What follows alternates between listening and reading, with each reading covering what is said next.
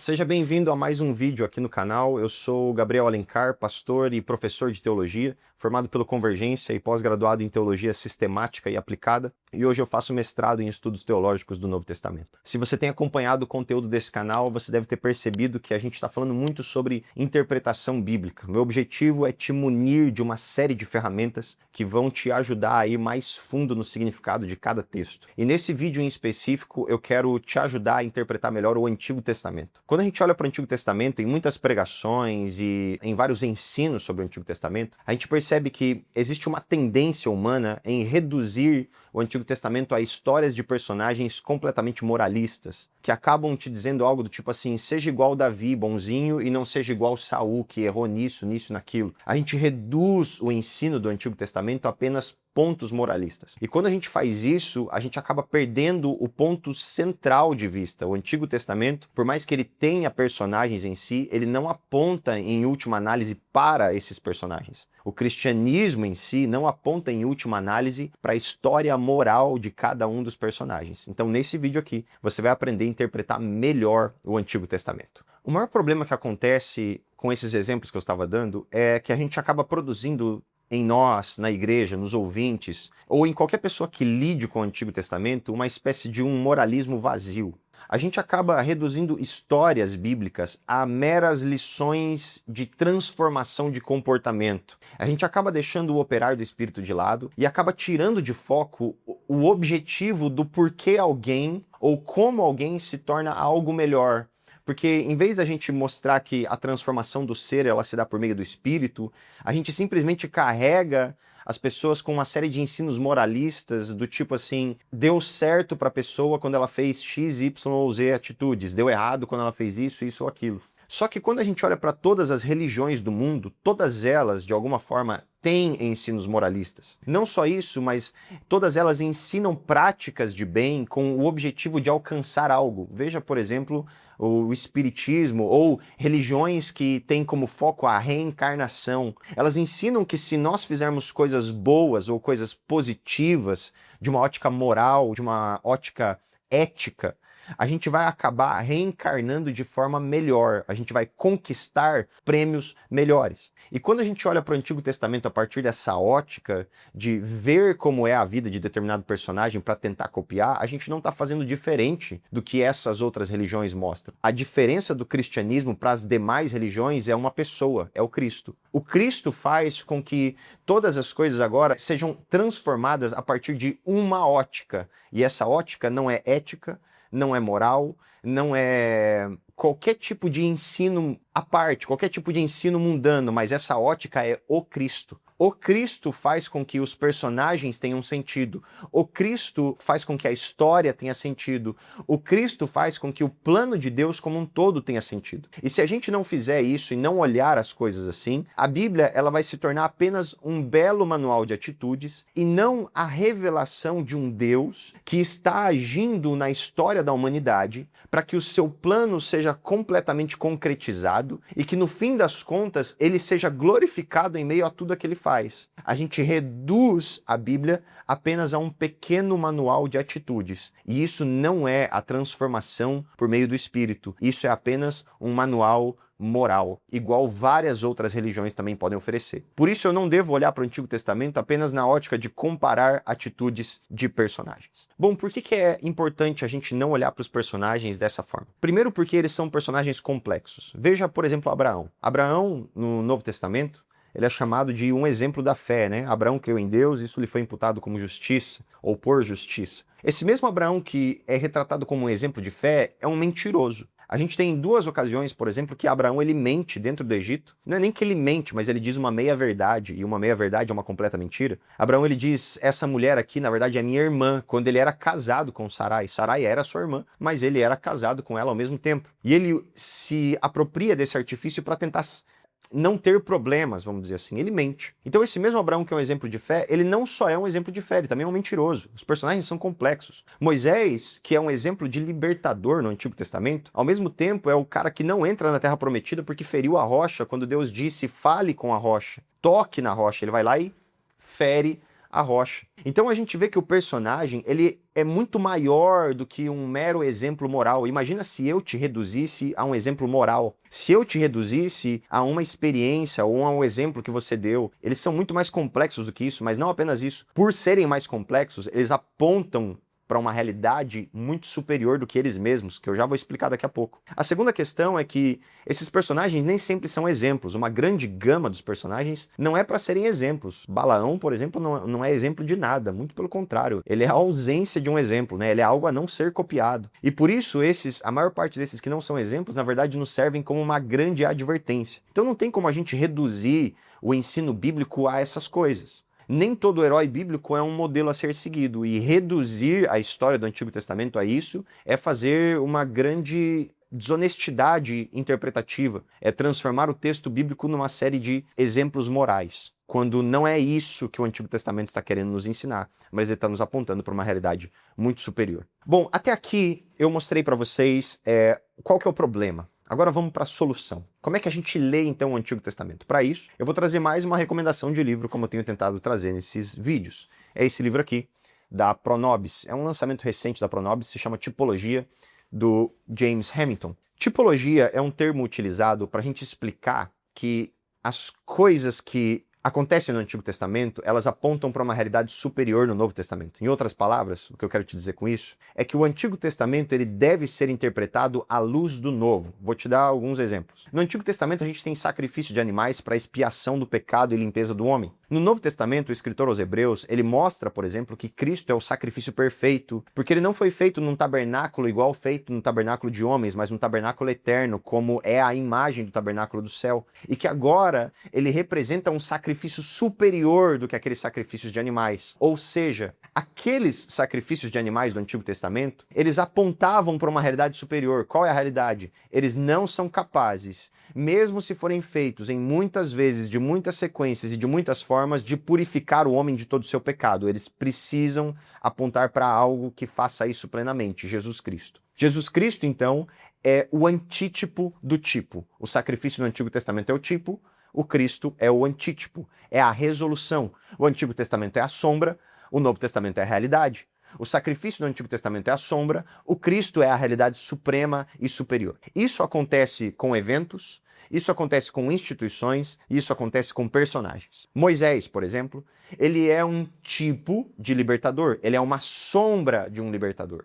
Ele é aquele que liberta o povo de uma vida de escravidão para conduzi-los para uma vida numa terra prometida. Cristo é o libertador por excelência. Ele é aquele que nos liberta de uma vida de escravidão para conduzir-nos para uma terra prometida, da mesma forma que Moisés, mas de forma plena. Moisés é a sombra de Cristo. Então, quando eu olho para Moisés, o objetivo de eu olhar para as falhas de Moisés é para que essas falhas me revelem uma coisa: Cristo acertou aonde Moisés falhou. Cristo é maior do que a moralidade de Moisés. Cristo é maior do que o personagem. Porque se eu não faço esse movimento, eu vou transformar o meu cristianismo em um judaísmo. Perceba que tanto nós cristãos quanto os judeus têm o Antigo Testamento como a sua Bíblia. Nós temos Antigo e Novo, eles têm apenas o Antigo. E eles fazem a leitura de tirar lições do Antigo Testamento que não apontam para Cristo, mas que são lições que têm um fim em si mesmas, nos próprios personagens, na leitura daquele texto em específico, daquela história em específico, e não apontam para algo maior. Se nós fazemos isso, nós não estamos ensinando algo diferente do que os judeus ensinam.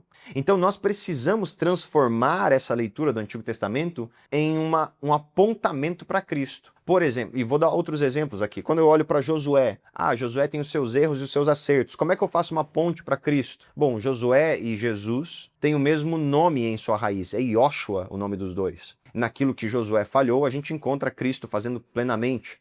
Jonas é aquele que foi jogado no mar por causa da ira de Deus que estava sobre os piratas daquele barco, né? Sobre os navegantes daquele barco. Mas Jonas, sendo jogado no mar, não foi capaz de apaziguar completamente a ira de Deus. Apaziguou parcialmente a ira de Deus. Já Cristo, que foi jogado no seu túmulo durante 3 dias, é o nosso Jonas perfeito, porque o sacrifício daquele Cristo é muito maior do que de Jonas. Ele foi capaz de apaziguar a ira completa de Deus. E a gente pode ver esses cenários em todos os personagens. A gente vê um Abraão que é exemplo de fé, mas que ao mesmo tempo é um mentiroso. Enquanto a gente vê um Cristo que é um exemplo de fé, mas é verdadeiro. E a gente vê isso em tudo. Quando a gente começa a leitura do nosso Antigo Testamento, a gente vai se deparar logo em Gênesis 3, verso 15, que depois do homem ter pecado, Deus ele promete uma saída. E esse texto de Gênesis 3,15, ele é chamado de proto-evangelho. É a primeira vez na Bíblia que nós temos anúncio de boas novas. A serpente morderá o calcanhar da semente, mas a semente esmagará a cabeça da serpente. Aquilo ali é uma promessa de Deus para uma família desesperançada que está prestes a encarar a morte, Adão e Eva, como a consequência do seu pecado. Deus diz assim: eu tenho salvação. A salvação não é Abraão, a salvação não é Noé, a salvação não é Moisés. Todos eles apontam para essa figura. A salvação é Cristo. Um dia ele esmagará a cabeça da serpente. Essa serpente que enganou vocês, o Satanás, o demônio, o diabo, ele será esmagado diante de uma semente da mulher. E essa semente é Jesus Cristo. Então a gente precisa ter uma leitura do Antigo Testamento assim, com uma ótica o quê? Uma ótica redentiva. Esses personagens apontam para algo maior. Esses personagens estão ali porque eles estão desenhando a redenção da humanidade de acordo aos propósitos de Deus. Eles não têm um fim em si mesmos. Eles não são ensinos moralistas, mas eles apontam para algo maior. Estamos apontando para o Messias. Ele é aquilo que todos os personagens do Antigo Testamento não puderam ser. E enquanto a gente não fizer esse movimento, a gente pode estar ensinando uma série de coisas que são boas, mas não expressam o cristianismo em si, não atingem o cerne do cristianismo em si. A Bíblia é uma unidade de escritura, é o Novo Testamento jogando luz ao Antigo Testamento, para que a gente entenda ele à luz do Novo, e o Novo à luz do Antigo. Deixa eu te dar um exemplo final para isso ficar ainda mais claro. Veja, por exemplo, Davi. Davi, ele é aquele que prefigura um rei messiânico. Quando você olha para os Salmos de Davi, Davi ele tem uma visão sobre o Messias elevada demais. Ele tem uma sensação sobre o Messias muito maior do que todos os personagens. Leia Salmos 2, Salmos 18, Salmos 110, Salmos 22. Você vai perceber que esses salmos são messiânicos. São salmos que falam sobre um rei, mas que apontam para um rei ungido que salvaria o povo.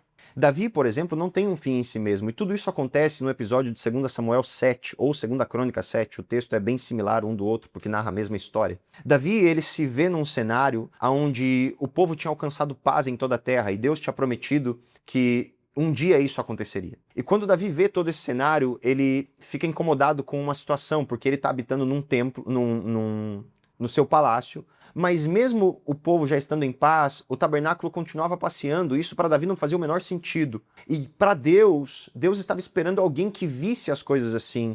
Alguém que olhasse para uma situação e se visse insatisfeito com o fato da presença de Deus não estar habitando fisicamente com eles, mas estar passeando de um lugar para o outro. E aí Davi olha e diz assim: como posso eu habitar em um palácio como esse, enquanto meu Deus, a sua presença passeia entre todos os lugares? E é por isso que Davi é chamado segundo o coração de Deus, porque ele se vê insatisfeito com desfrutar da presença de Deus bem pouco. Davi não era um sumo sacerdote, ele não podia entrar no Santo dos Santos, ele não podia ter aquele peso da glória de Deus que os sumos sacerdotes podiam ter. E Davi se incomoda com isso, então agora ele deseja construir um templo do lado da sua casa. Por causa disso, Deus olha para ele e diz assim: Davi, você não pode construir um templo para mim, por causa que Davi tinha sangue em suas mãos. E ele diz assim: mas um filho seu, uma semente sua, e a palavra semente é a mesma de Gênesis 3,15, ele sim construirá uma casa para mim, ele me será por filho e eu serei por pai. E ali nessa passagem a gente vê que Deus está falando de Salomão, mas que Salomão e Davi estão servindo como um tipo para Cristo, apontando para uma realidade maior. Cristo é aquele que no Novo Testamento estabeleceria a igreja, aquele que seria então o filho de Davi, raiz de Davi, aquele que seria a representação completa de um rei justo que Davi não pôde ser, que Salomão não pôde ser, aquele que construiria um templo para Deus, a sua igreja edificada com os seus santos. Jesus Cristo então é a representação plena de tudo isso que a gente vê na história de Davi. Mas para isso é necessário que a gente conheça a história e não a moralidade de Davi. Esse é mais um exemplo como a gente pode ter vários outros. Eu espero que com esse vídeo eu possa ter te dado alguns insights e alguns exemplos de como você pode enxergar o Antigo Testamento e como isso pode te ajudar a interpretá-lo melhor daqui para frente. Então, quando a gente deixa de olhar para a Bíblia como histórias isoladas, como pontos morais ou personagens que têm um fim em si mesmo, e a gente passa a olhar para ela como a história da redenção da humanidade concretizada, estruturada, dirigida pelo próprio Deus para glorificar o seu Filho, então a gente começa a olhar a Bíblia agora não mais como um peso, mas como a esperança, como a redenção do homem, como o caminho a ser vivido. E a nossa vida ela é transformada por meio do Espírito, não porque nós batemos no nosso corpo e dizemos para a nossa carne seja bonzinho, mas porque nós olhamos para um Senhor que é tudo em todos, que representa a totalidade de tudo que aqueles outros falharam, e agora nós olhamos em amor e respeito e vivemos uma vida em santidade para glorificar o nome do nosso Senhor, porque dele, por ele e para ele são todas as coisas, glória pois a ele, sempre, amém. Eu espero que esse vídeo ele tenha te ajudado a olhar para o Antigo Testamento com uma ótica diferente e te ajudado a interpretá-lo melhor. Nos próximos vídeos eu quero ir ainda um pouquinho mais fundo nesse tópico, mas a gente vai estender o nosso tema um pouco mais para fora. A gente vai olhar para como a história da igreja interpretou a Bíblia no decorrer dos anos. A gente também vai olhar um pouquinho mais sobre outras áreas da teologia. Não perca os próximos conteúdos, não fique de fora. Se você gostou desse vídeo, deixa o seu like aqui embaixo, comenta aí o que você achou de todo esse conteúdo, se isso trouxe uma nova ótica de leitura para você e como isso pode te ajudar daqui para frente. E se você quer receber mais conteúdos de teologia, não deixe de me seguir no Instagram também, lá tem uns conteúdos extras que não estão aparecendo aqui no YouTube ainda. Te vejo no próximo vídeo, Deus te abençoe.